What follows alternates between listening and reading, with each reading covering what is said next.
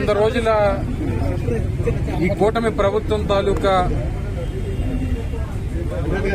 ఏవైతే ఫెయిల్యూర్స్ ఉన్నాయో వాటిని అన్నింటినీ కూడా డైవర్ట్ చేయడానికి, ప్రజలకు ఇచ్చినటువంటి హామీల్ని వాటి నుంచి తప్పించుకోవడానికి చివరికి కలియుగ దైవం అయినటువంటి వెంకటేశ్వర స్వామిని కూడా వాడుకునేటువంటి పరిస్థితుల్లో ఈరోజు రాష్ట్ర ముఖ్యమంత్రి ఉండడం అనేటువంటిది చాలా దురదృష్టకరం.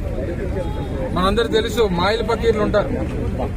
ఉన్నది లేనట్టుగా, లేనిది ఉన్నట్టుగా సృష్టించడం వాళ్ళ పని. పీసీ సర్కార్ అనేటువంటి గొప్ప మెజిషియన్ మనందరికీ తెలుసు, ప్రఖ్యాతిగాంచినటువంటి గొప్ప మెజిషియన్. ఆయన మించిపడి రాష్ట్ర ముఖ్యమంత్రి చంద్రబాబు నాయుడు గారు. ఆయనకి వారి తల్లిదండ్రులంటే దయ లేదు, దేవుడంటే భక్తి లేదు, పిల్లనిచ్చినటువంటి మావంటే విశ్వాసం లేదు, చివరికి ఓట్లేసి గెలిపించినటువంటి ప్రజలంటే భయం లేదు. వీటన్నిటి మధ్య చివరికి మొన్న వచ్చినటువంటి విజయవాడ వరదల్ని తప్పించుకోవాలని, లేదా ఆయన ఇచ్చినటువంటి సూపర్ 6 హామీలను తప్పించుకోవాలని, లేదా తను నమ్ముకున్నటువంటి అమరావతి మునిగిపోతే దాని నుంచి బయటపడాలని, చివరికి వెంకటేశ్వర స్వామి లడ్డూను కూడా ఈరోజు ప్రపంచ ప్రఖ్యాతిగాంచినటువంటి మన హిందువులకు సంబంధించినటువంటి ప్రపంచంలోనే అతి గొప్ప దేవాలయం వెంకటేశ్వర స్వామి తిరుపతి దేవాలయం. ఆ లడ్డూని కూడా, ఎందుకంటే 2014-19 మధ్య కూడా 16 లారీల్ని వెనక పంపించారు. వారి ప్రభుత్వంలో 14-16 లారీల్ని వెనక పంపించారు.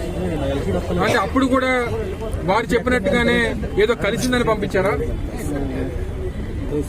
ఇవన్నీ కూడా ప్రజలకు గమనిస్తా ఉన్నారు.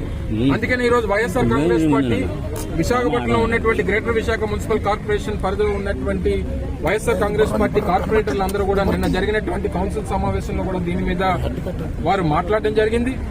ఈ రోజు విశాఖపట్నంలో ఉన్నటువంటి గాంధీ విగ్రహం దగ్గర కూడా ఒక నిరసన కార్యక్రమాన్ని చేసి, ఏదైతే గౌరవ మా పార్టీ అధ్యక్షులు జగన్మోహన్ రెడ్డి గారు ప్రధానమంత్రి గారికి లేఖ రాసి సిబిఐ ఎంక్వైరీ చేయాలని చెప్పి ఏదైతే డిమాండ్ చేశారో, మళ్లీ ఈ రోజు కూడా దాన్ని డిమాండ్ చేస్తా ఉన్నాం. ఎందుకంటే సిబిఐ ఎంక్వైరీ జరిగితే తప్ప ఇందులో నిజాలు బయటపడవు. దీంట్లో కూడా జగన్మోహన్ రెడ్డి గారిని తప్పుపట్టాలని, జగన్మోహన్ రెడ్డి గారిని నిందించాలని మతాల్ని ఈరోజు తీసుకుని వచ్చి చివరికి ఏం చేశారంటే పసుపు బట్టలు వేసుకునేటువంటి తెలుగుదేశం పార్టీ కార్యకర్తలు కూడా కాషాయ బట్టలు వేసి ఈరోజు రోడ్ల మీద తిప్పేటువంటి పరిస్థితికి ఈరోజు ఈ రాష్ట్ర ముఖ్యమంత్రి దిగజారిపోయారు. ఈ నెయ్యి గొడవతో చంద్రబాబు నాయుడు గారు తిరుపతికి సంబంధించినటువంటి ఈ నెయ్యి గొడవతో తెలుగుదేశం పార్టీకి 6 అడుగులు గొయ్యి తవ్వుకున్నాడు అనేటువంటి విషయాన్ని సందర్భంగా తెలియజేస్తా ఉన్నా. ఇప్పటికన్నా దీని నుంచి దేవుడికి క్షమాపణ చెప్పి, ఎందుకంటే వారి వర్షంలో చూసాం, వారి కొడుకు వర్షను మా ముఖ్యమంత్రి గారికి అక్కడ ఈఓకి ఏం సంబంధం, అది అటానమస్ బాడీ అనేటువంటి మాటలు మాట్లాడుతూ ఉన్నారు, రకరకాలుగా మాట్లాడుతూ ఉన్నారు. చివరికి తప్పుని ఎలా కప్పిపుచ్చుకోవాలి, ఎలా దీని నుంచి బయటపడాలనేటువంటి పరిస్థితిలో వారు ఉన్నారు. ఈ గొడవ దేవుడితో గొడవ పెట్టుకున్నాడు. కలియుగ దైవం అయినటువంటి వెంకటేశ్వర స్వామి పాదాల చెంత పుట్టినటువంటి చంద్రబాబు నాయుడు ఎందుకు ఆయనతో మీరు ఈ రాజకీయాలు చేస్తా ఉన్నారనేటువంటిది ఒకసారి గ్రహించమని చెప్పి కోరుతా ఉన్నాం. 75 సంవత్సరాల వయసు మనకి.